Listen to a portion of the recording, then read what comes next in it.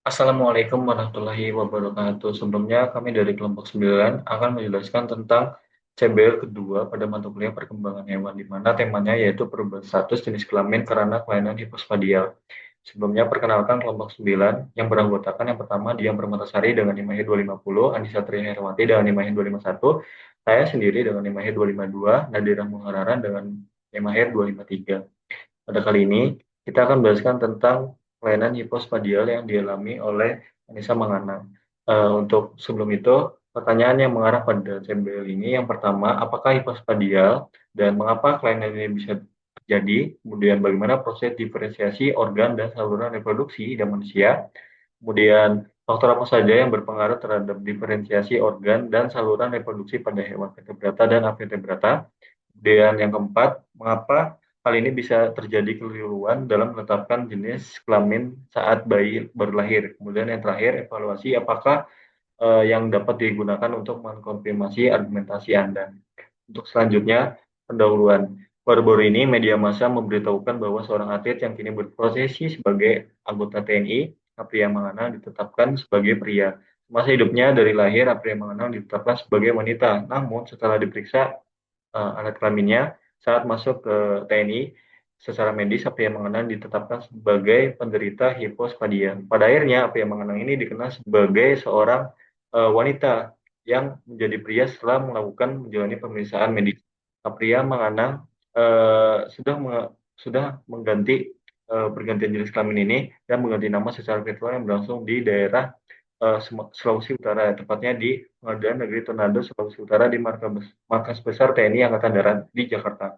Nah, jadi sebelumnya Pria Mengenang ini dikenal sebagai wanita dan di mana sebelumnya berprofesi sebagai atlet voli wanita. Kemudian setelah masuk ke TNI, Pria Mengenang kemudian dilakukan pemeriksaan dan diberitahukan bahwa Pria Mengenang mengalami penyakit hipospadia dan akhirnya ditetapkan sebagai laki-laki. Kemudian bagaimana hal tersebut bisa terjadi? Hal tersebut bisa terjadi karena hipospadia ini merupakan kelainan konektinal yang paling sering banyak ditemukan pada anak laki-laki.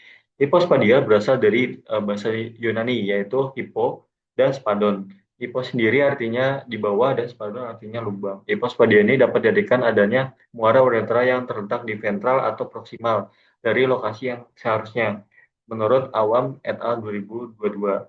Penyebabnya, hipospadia ini pada saat ini belum diketahui pasti, namun dapat ditemukan bahwa hipospadia ini dipengaruhi oleh berbagai faktor dan paparan lingkungan yang merupakan salah satu faktor risiko terjadinya hipospadia, menurut 7 et al. 2021.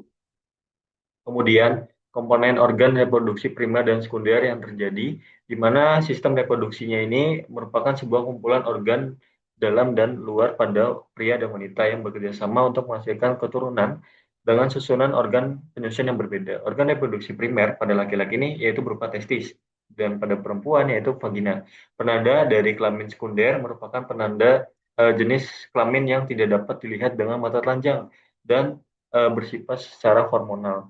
Perubahan reproduksi sekunder pada laki-laki ini dicirikan dengan perubahan suara yang lebih membesar, lebih besar, kemudian tubuhnya jakun, kemudian penis dan buah zakar bertambah besar. Kemudian terjadinya ekskresi dan ejakulasi dengan badan berotot, tubuhnya berkumis, cabang, dan rambutnya tumbuh di sekitar kemaluan atau ketiak. Sementara perubahan reproduksi sekunder pada perempuan meliputi menstruasi, tubuh jerawat, tubuh payudara, serta semakin menggelinding.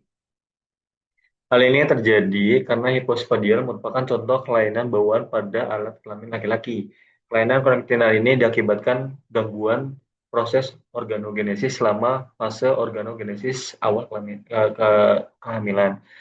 Kelainan ini merupakan sebuah anomali saat lahir dan saat penis bayi laki-laki berkembang di dalam janin, hormon tertentu merangsang pembentukan uretra dan kuluk. Gangguan hormon ini menyebabkan gangguan pada perkembangan uretra. Hal ini tentu menjadi salah satu hambatan sendiri, khususnya pada jaringan fibrosa yang terletak di sisi ventral penis.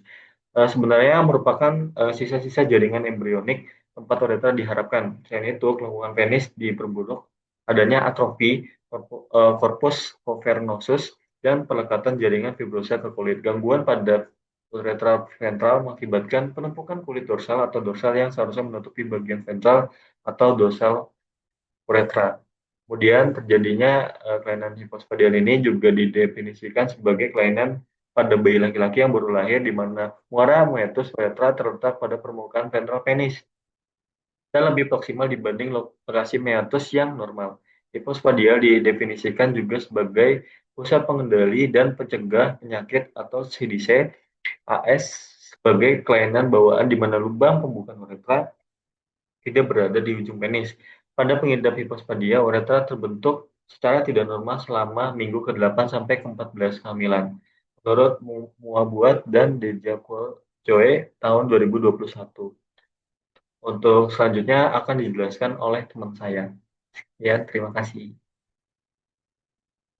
Oke, selanjutnya ada pertanyaan bagaimana proses diferensiasi organ dan saluran reproduksi pada manusia. Proses diferensiasi organ dan saluran reproduksi pada manusia dimulai sejak fertilisasi. Saat kromosom seks menentukan jenis kelamin genetik embrio yaitu XX untuk perempuan dan XY untuk laki-laki. Pada tahap awal embrio memiliki dua saluran reproduksi primitif yaitu Mullerian dan Wolffian.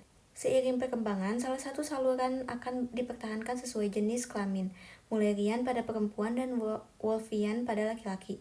Saluran Mullerian membentuk tuba falopi, uterus, dan vagina bagian atas, sedangkan saluran Wolffian membentuk epididymis, vas deferens, dan vesicula seminalis. Proses ini dipengaruhi oleh migrasi sel germinal primordial ke gonad primitif yang memicu perkembangan testis atau ovarium.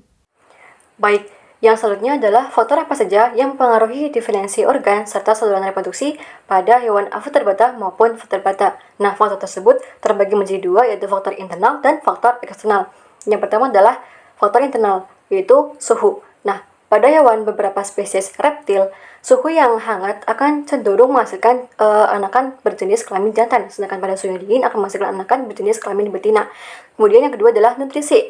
Kurangnya nutrisi dapat menyebabkan perkembangan organ maupun saluran reproduksi yang tidak normal. Kemudian ada faktor eksternal. Yang pertama adalah kromosom X. Pada mamalia, XX akan menunjukkan betina dan XY akan menunjukkan jantan. Kromosom seks juga membawa gen yang penting untuk perkembangan organ reproduksi. Kedua adalah hormon. Pada kepiting, hormon yang dihasilkan dari organ neuroendokrin akan mengatur pematangan gonad melalui mekanismenya.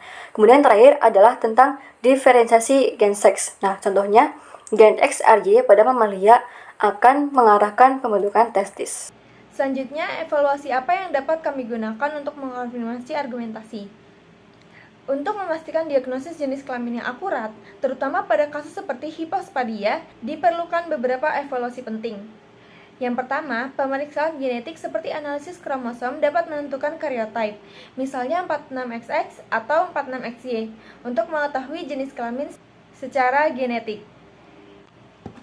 Yang kedua, ada pemeriksaan hormonal dilakukan untuk mengukur kadar hormon seks seperti testosteron, estrogen, dan AMH, karena keseimbangan hormon sangat menentukan perkembangan organ reproduksi.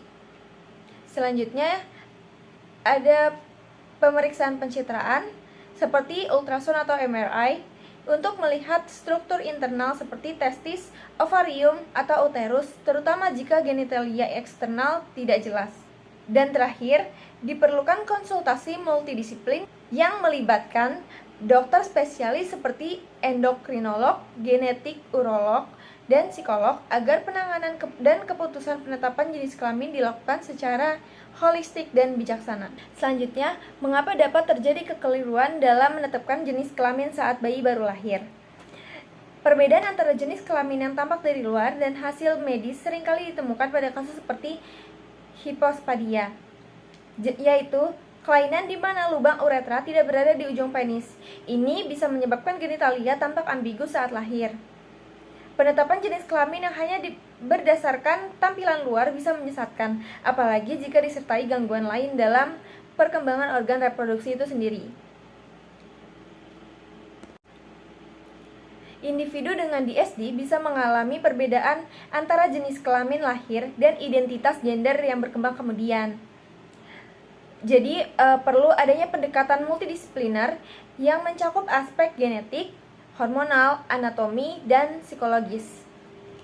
Faktor penyebabnya bisa berasal dari mutasi gen seperti SRY, SOX9, atau DAX1, dan gangguan hormon androgen.